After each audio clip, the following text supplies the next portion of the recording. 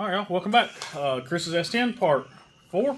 Had to cut the last video a little short because well, we didn't have no electricity. But look, Lights. we have lights. 16 days here with no power. I've never been over like 24 hours without having power ever in my entire life in 38 years. This storm really come in here and humbled a lot of people. Miss Helen. It wreaked havoc on a lot of people up in North Carolina, Asheville area mainly. Huge shout out to people like Cletus that's going up there with their helicopters, was helping people out. But finally, after 16 days, we have power back. Huge shout out to all the linemen and everybody that come up, helped us get power back. They come from all over. We talked to a crew today. They were from Mississippi. And yeah, we're going to get back started on Chris's S10. As you can tell, it's really filthy. It's really covered in spider webs. And there's bugs everywhere inside of it. Just getting out of the shop, I got eat up by mosquitoes. I'm fixing to turn these fans on. But we're going to get back started on this thing. Hopefully, today's Monday. By the end of the week, we can have it going up and down on its own air and get closer. I got a few more things to tidy up on the front, and then we can tear it all apart and paint it. Probably not going to tear it all the way apart. We're probably just going to spray paint it. Paint what? The frame and all. Oh, so I've still got to do the shock mount on the driver's side. About to start on that. Probably have that finished tomorrow night, and then we can. I got to do a little bit of work to the lower control arms, and I got to pull one of them off and paint it. Chris already wire wheeled one last time he was here working with me, and got it painted. So I got to do the other one and get the rear tore apart, get it wire wheeled, painted, and start putting this thing together, wire and plumb it. So we're gonna jump in, get after it. So I got this side cut out for the upper shock bracket, but I run into the same issue I did on my S10. The firewall's in the way. So I had to trim a little bit off a shield there, or a pinch weld, and I've got about an inch to cut off the bottom compared to the other side, which will be fine because I set the other side up at 100% full drop with the shock that I had, and this truck is never, I mean, in the current state with 17s or even with 20s, it's never going to compress the suspension that far. But I wanted to make sure that I could get all the compression out of it I could. This side, I don't have that option because of the firewall. Now I could come in and notch the firewall and do all that to get that extra inch. But like I say, it's not really necessary at the time. And if he does decide to go to a bigger wheel, we can address it then. It's not too bad to just come in here and cut it out. We'll take just a few minutes with this plasma cutter right here. So I'm gonna get this ground up, prettied up, and then stick that in, tack it in. I still got to drill the hole in the control arm, and I got to drill the hole in the top bracket here. I'm gonna drill it first before I weld it in, obviously, because that would be really fun to drill inside the once it's already welded in. But get this tack welded in. There was a hole in the top of the frame here from the factory, so it's gonna be a little section there I can't really weld. But also, let me show you this. I stuck the metal up here. I marked these two. I took my cutoff wheel. I cut my square out. And then I went back. I don't know what I did with it now. I got me a bearing box over there. I traced around the pipe, and then I stuck it up here, marked it, cut it out, top and bottom, and that's all there is to it. All right, so I got this thing mocked up. Got it fully collapsed here with the jack. The only clearance issue I'm having right now is the stud on top of the shock is barely touching the firewall. So I'll just trim that off before I reinstall the shock for the last time, and that'll fix that issue. Everything else clears. It's tight, but it clears. And I'll show you how it cycles here.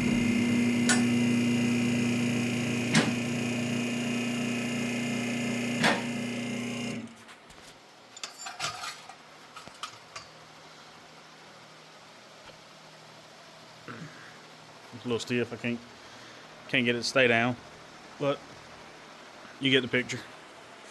All right, weld this out, and I'll be done for the night. And I'm getting closer to the final assembly. I got to rebuild the steering next too, so I'm gonna have to do that the next couple days. Replace all the steering. We got all new parts for it, so we'll get that later on in the video. All right, so I try to be as honest as I can with y'all. When you screw up, A lot of people don't show you that.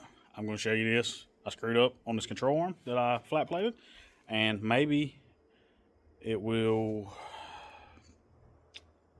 show you what not to do. So when I welded all this control arm back together, when I flat plated it, I just welded it. Never had trouble with it warping the arm or anything like that. Well, let me turn this around. When I went to put this arm back on, this bushing had twisted just a little bit. And Chris was here with me, the owner, and he was trying to help me get this control arm bolted back together to mock it up. And as you can tell, it's been a few weeks, it started rusting. But this bushing was off just a little bit. And we fought with it, and we had two options. We could either go to the junkyard, get another control arm, and do this all over again, or I come in here and I put 2 relief cuts in it. I bent it where it needed to be, and I welded it back together. So now I've got everything else mocked up, shock and all that stuff. We'll come in and flat plate this right here just to brace it all back up. And like I say, I welded this both sides, and I'm gonna cap this right here, and it'll be plenty strong. It smells like metal out here. That's what I do. You stink. Yeah. All right, I'm gonna get me a template cut and weld it in. I'll show you when I get done. Here we go. I got this plate welded in. I went ahead and added a plate there to box it all the way in. I'm gonna wire weld this thing real quick, get it cleaned up, get it ready to paint. I got to paint the frame on both sides. Still got a fair amount to do, but like I say, this is in. Got it welded all the way around, and time to spray some paint. I got to put the inner fender back in. It's right here. I'm gonna have to do some trimming around the shock mount. That ain't no big deal. Get it all painted up, and then like I said, I got to rebuild the steering. So probably do that this week too. So Chris bought us everything to rebuild the front steering. This truck's actually really good. The steering was still pretty tight on it. But he said, hey, while we're in there, we're going to go ahead and put new stuff on it. My rich friends. We just got it. Alright, so I've already got this side loose. The boots and all's wore out. They've cracked. They got grease coming out of them. They're all dirty. That's the original ones. He said he's never put a set on this truck that he can remember. So he's had it for 20 years. They've been there a while. So we got everything from, you remember what the brand was? Can't remember what AutoZone. It was a red and blue box. Some kind of, I don't even know. I don't remember the brand. Anyway, whatever AutoZone's brand is, because he has one in his town. So we got inner tie rod ends, outer tie rod ends. These kind of look similar, and if you just grab them and you don't know which one's which, your outer has a grease fitting on top, your inner has a grease fitting on the end, because it's in there like this, and that's the only way you can get in there to put grease on. So we got an idler arm. We got new adjustment sleeves. Do yourself a favor and buy these. They're super cheap, and if you're gonna fight with those, you're gonna be fighting. So, and we also got a center link. So we're replacing everything except the pitman arm. Your pitman arm bolts on here, and it has a hole in the end of it where your center link goes into it. So, in theory, you can wear it out. If you run it with this right here, like slop real bad or something, it would wear that out. His is super tight. I don't see a need to replace it. He didn't see a need to replace it, so we're not going to. Every one of these pieces, except the adjustment sleeves, have grease fittings. Make sure you put those in. It comes with bags and bags of bolts and grease fittings and cotter keys. Make sure you do all that stuff. And I'm going to get all this thrown in. Last time me and Dan done one of these, it took us about 10 minutes, but Dan's not here, so it's probably going to take me an hour. An hour. Okay. That sucks. Okay. Alright, so the center link here, I'll turn the light off where you can't see. The center link here is curved. If you can't remember which way it goes, I pulled the entire assembly off in one piece. So it goes into the truck like this. You can see it's curved. Now, come right here. Come right here and look at it up. Oh. You see it's curved forward. So you need to make sure that you put that back on right, because it doesn't work very well if you put it on backwards. I know from personal experience because I've done it backwards. So make sure you get that on good. Like I say, there's nothing really to wear in this because there's just a tapered race in there. And I mean, I'm sure it could wear out if you run it loose long enough. But we got the new one, and these in here. You just come. There's 2 holes in the frame over here. You just come in, take your 2 bolts out. Super easy. Make sure you put your grease fittings in. We're gonna do these tie rod ends now. All right. So what I normally do when I do in and out of tie rod ends at the same time is I want to set it back pretty close to where it was because it was in a line, or it was aligned. I had a good alignment. So I'm gonna measure from the grease fitting. Normally it would be another grease fitting. The grease fitting's on the end on this valve. So I'm looking at 18 1/4 from the center of this one to the center of that one. So I'm just going to grab a couple of these. I'm going to start threading them together and measuring it until I get 18 1/4. And then I'm going to pay attention to which side this was. This was the driver's side I just measured. So this one will go on the driver's side. Got to get you roughed in, and then once you get it all on the truck, you can tape measure it. These are real easy to adjust. You just spin this and get it roughed in until you can get to the alignment shop. So.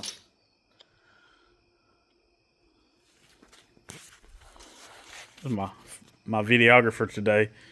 She's been out of school for like 3 weeks, so they get to go back to school tomorrow. So now she gets to go inside and take a shower and do something with that hair because it looks a mess. My hair is great. All right, go get your shower. Start back to school in the morning. High five. You thought.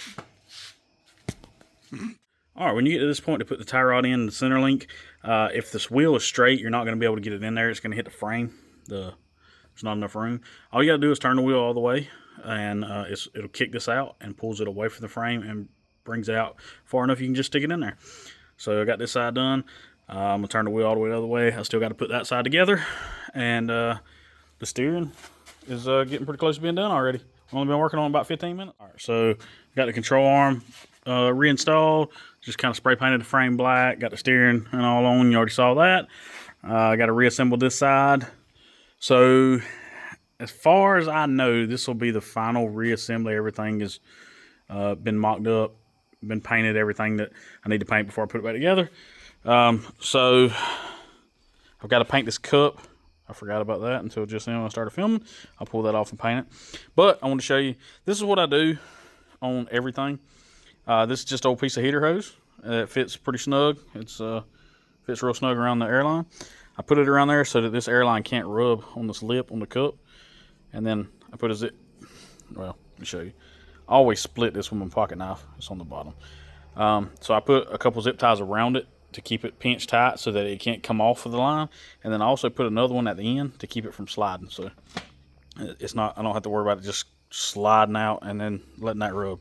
So I always do that on them just to keep them from, possibly blowing out an airline. It sucks when you're on the side of the road and that happens. So it's really, really aggravating to fix. Also, this line's going to run out of the frame. I usually run them out right here. So this will have a heater hose around it up to here. That way there's no chance of it rubbing.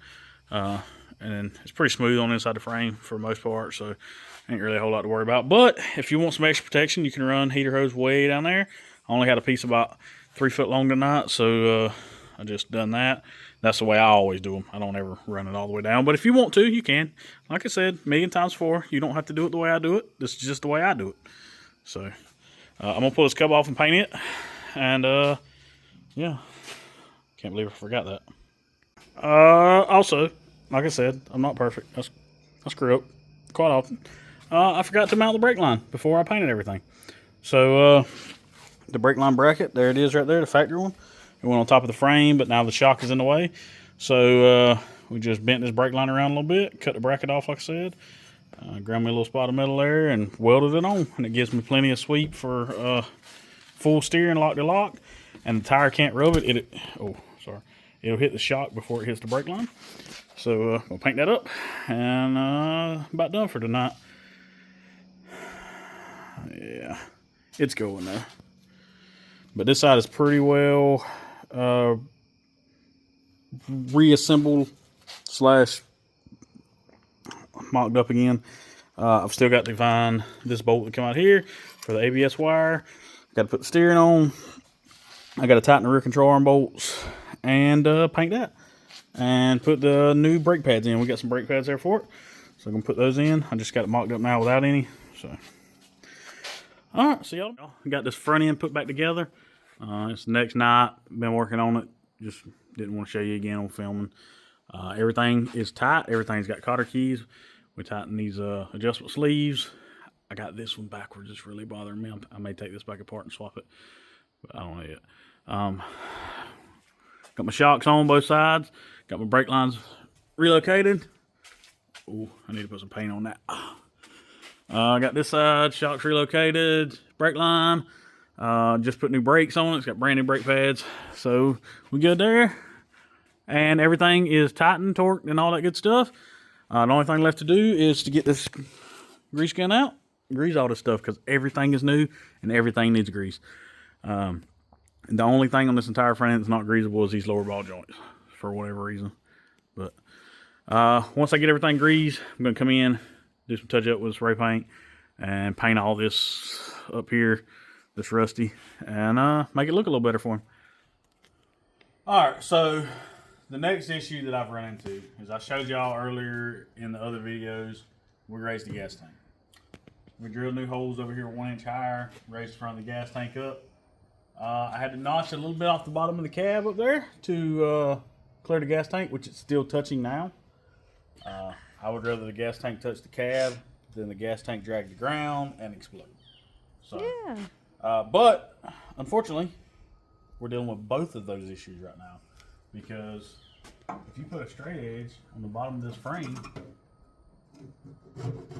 it barely touches, which means barely touches.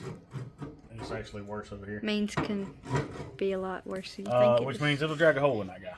So what I'm gonna do is I'm gonna drop this gas tank real quick, and I'm gonna drill these holes higher, about another 1/2 inch, and then I'm going to take my 4-pound sledgehammer to the gas tank up there, and I'm gonna move it so it doesn't rub the cab anymore. So yeah, that way we don't have to worry about Chris's truck burning down on the side of the highway, like a couple people out there in Facebook world I know about, whose trucks have caught on fire and burnt. We're not gonna name no names, but yeah, they know. All right, I'm gonna get to dropping this gas tank.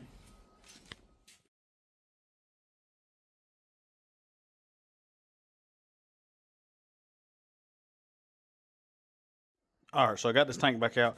What I'm gonna do is this right here was hitting the back of the cab. I'm gonna take my hammer and move it in that way. I had to do this on the front of my s10 too. My truck has a 13-gallon tank, so it literally stops here. It doesn't have this front part that goes under the cab, but I still, because I moved the cab back, I had to move this in a little bit. So I'm just gonna take my hammer. This is real thin metal. Just gonna tap it, ease it back. I'm not gonna beat the crap out of it. I'm just gonna try to massage it a little bit. You can actually see right here where it was rubbing the bottom of the cab. There's also a lip on the bottom of the cab. I cut it off already. I can go a little higher, so I'm probably just going to take it up just a little bit more. And then right here, I need to, so these are the factory holes. These are the ones that were 1 inch higher. I only put the bottom 2 bolts back in it.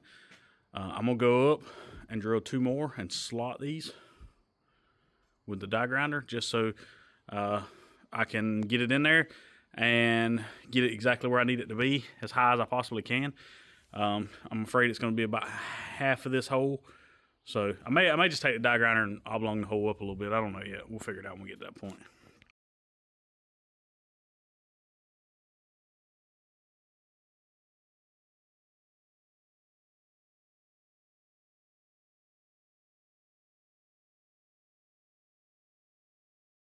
So I got these holes slotted. I've already clearanced the gas tank with the hammer. Got it bent up. I'm about to test fit it. No, I'm not. I got to let it down and cut a little more off the bottom of this cab right here, and then I'll test fit it. All right, so we got the gas tank raised up, and it's good to go now. So you can see here how much it actually raised it up. A substantial amount. So I took this pinch weld here all the way to the bottom of the cab with the grinder.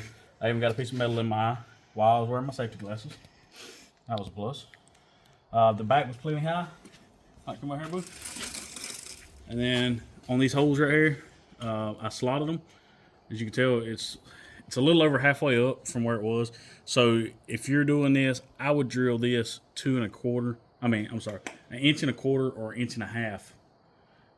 1 inch was not enough with the bigger gas tank. With the 13-gallon gas tank, it was enough, but on this one, it's not. So I just went in, like I say, you saw it. I drilled the holes, slotted them, and then I put my jack under right here and just jacked it up as high as I could till it hit the bottom of the cab and tightened the piss out of them.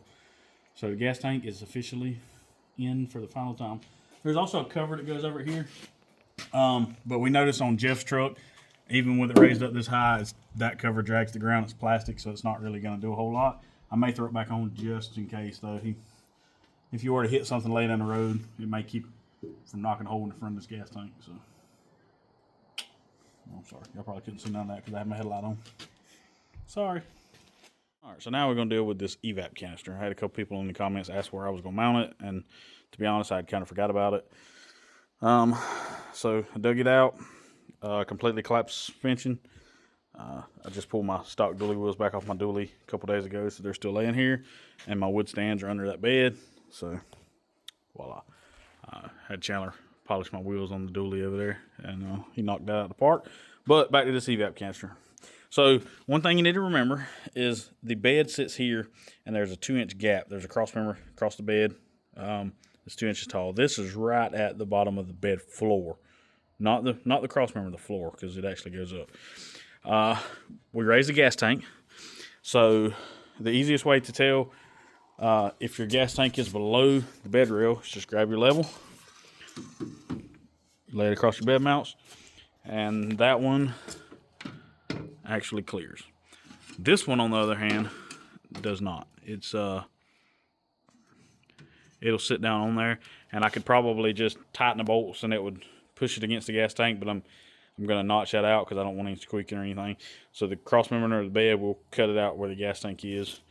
But anyway, back to this evap canister. So in theory, this thing bolts, the canister bolts to the bracket. The bracket bolted to the frame above the rear end. You could just weld this to the frame if you want to. I'm not going to do that. Simply because here's the biggest reason. If I welded it right there, this is almost going to be as high as the bed floor, and I don't want to have to cut any more of this cross member, the front cross member, or the rear one out than I have to. So what I'm going to do is I'm going to make a bracket that this bolts to, and gets it down a little lower, and it's also going to make this entire bracket removable.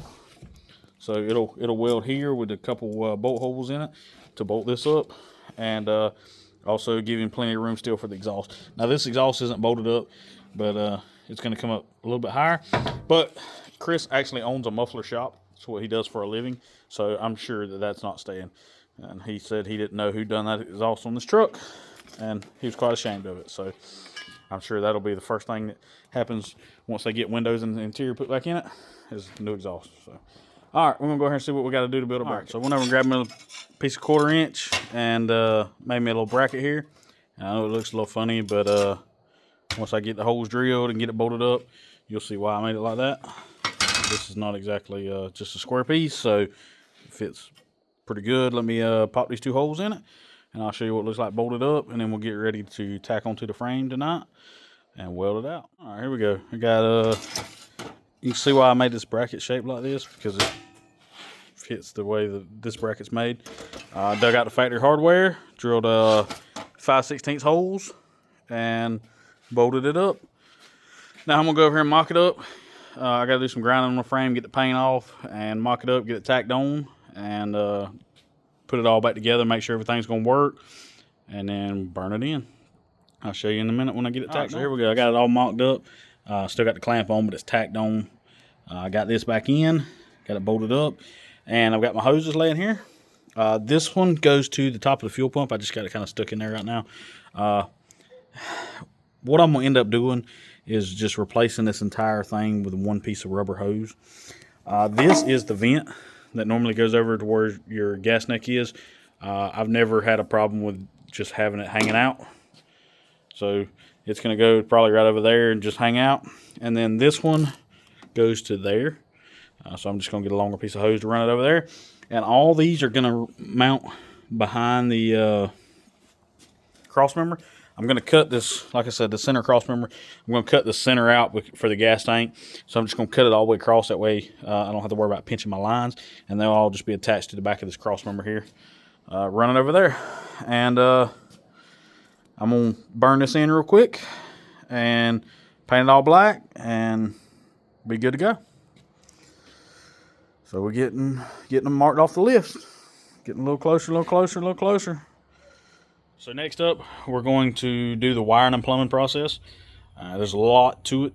There's a lot of wires got to go inside. Some stuff got to go under the hood. A lot of wires got to go to the back. I'm going to show you the parts that I like to use.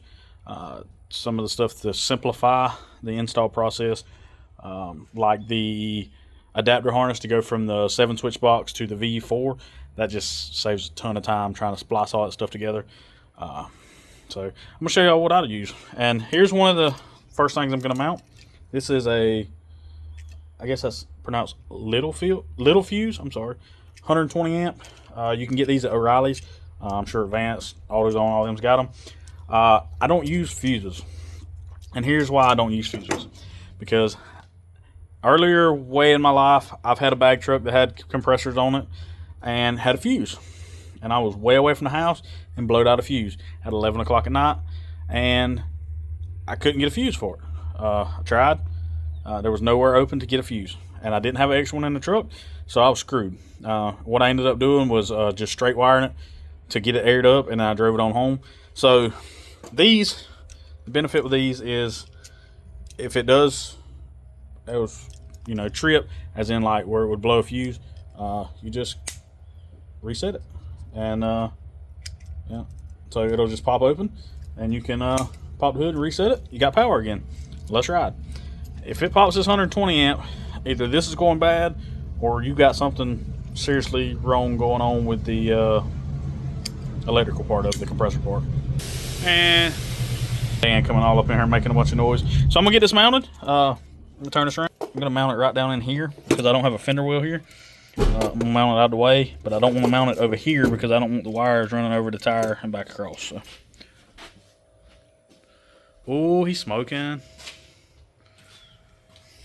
All right. So I started wiring a while ago and realized that I hadn't painted any of the frame. So we done that. Wire wheeled, painted the frame black. And now I can. Wire wheel, nothing. It's all rust under there. It's still laying right there. I can see it. And now it's supper time, so we're gonna go eat supper, and I guess tomorrow we'll wire and plumb that. Cough away, sir. All right, you ready? Yep. All right, so I jumped the gun a little bit. I started doing the relay and all under the hood, circuit breaker, and running the wire back, and then I got it back here, and I realized I had not painted the frame yet. So I pulled everything off that I could remove easily, wire wheeled the frame, and painted it black. Look how pretty. All fresh black. And then we went to supper, and now we're back. It's about 9 o'clock at night. We got jackets on. I was wearing shorts Monday. It was nice Monday. Monday it was about 85 degrees. And now then it's 41. Tuesday morning woke up, had frost on our windshields, and that is some bull It's been crap. downhill since then. It has. It's getting colder and colder. So, anyway, I got back, realized we wasn't filming. I already put the air tank back on. I got these ports pointed straight back, and the main reason I did that is because there's a port right here at the bottom for a drain, so you can drain the air tank. And that's something that Chandler never does. Cause we ain't gonna talk about how much water is probably in that air tank there. Cause Chandler's air tank's only got 4 ports and they're on the end, so there's no way to drain it without removing it. the drain plug is right here on the back, so I gotta drop the whole tank and switch it this way to drain the water out. I've drained it twice in the 3.5 years it's been bagged. Yeah, but it's aluminum, so it doesn't rust. Yep. All right, so what we're doing now is we got our VE4. That's what we love. We love these. They work really good. The early styles had press connects. I'm so glad they did away with that. So you can change the fit. See that truck right there? If I crank that truck up right now and it builds air to 200, and I switch it off, in 5 minutes, it's back on 0. Because Press connects. the press connect in coming from the air tank to the valve block is leaking on that truck now. All of a sudden, randomly, I guess blame it on the hurricane. But I blame it on it sitting out there in the woods for 2 months. so I've either got to try to fix that or do something. I don't know what we're gonna have to do to fix it. They make a repair kit for it. But yeah, so this, if I had that trouble, I could just change the fit. Anyway, long story short, we're rambling now. We're gonna reassemble the rear. We're gonna get the valve block on and the compressors on tonight, and the evap canister. We'll get that on tonight. And we're going out. The whole crew is going out to eat for supper tomorrow night. Something we planned last minute. We just planned it like yesterday, but we got a good crowd going. And Chris, the guy that owns the truck, is going. So I want all this put together so when he gets here tomorrow, it'll look like we actually did something. 'Cause I've been working on this thing every day this week. So hey, look who that is. She's going.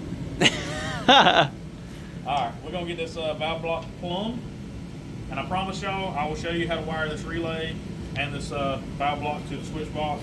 So I will cover that. That way, if you have any questions, you can watch how we do it and figure it out yourself.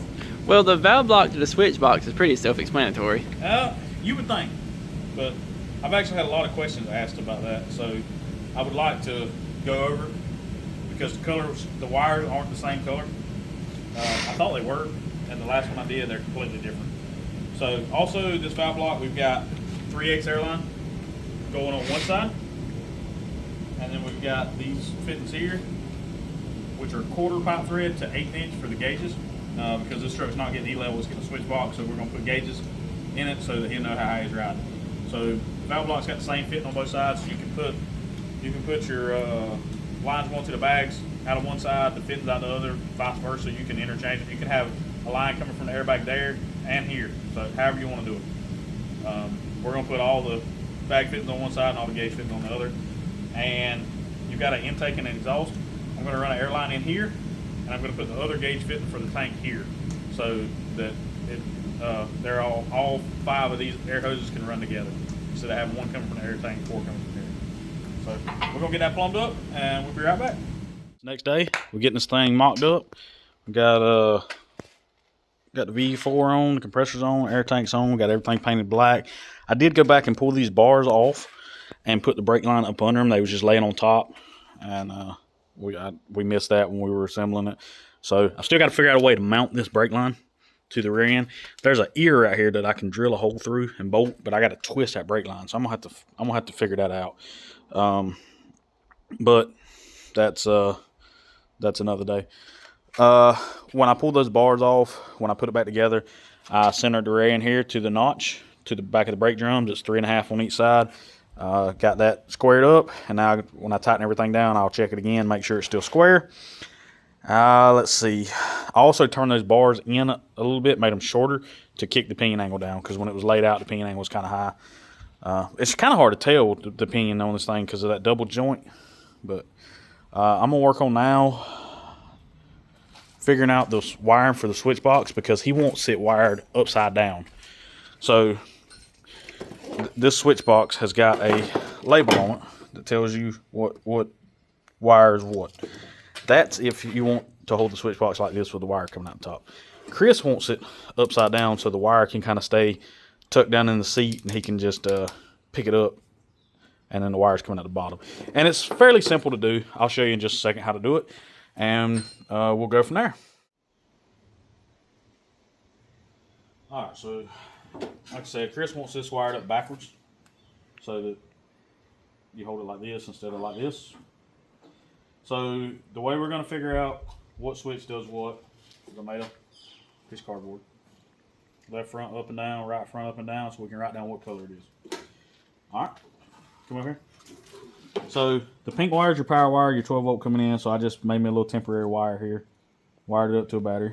Took my test light, I put it on the ground.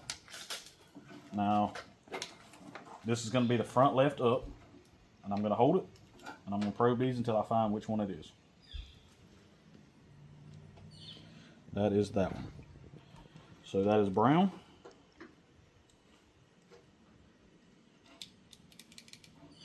Left front up is brown. And we're going to write that down. All right, now we're going to do down. We know it's not brown, so we're going to fold that out of the way.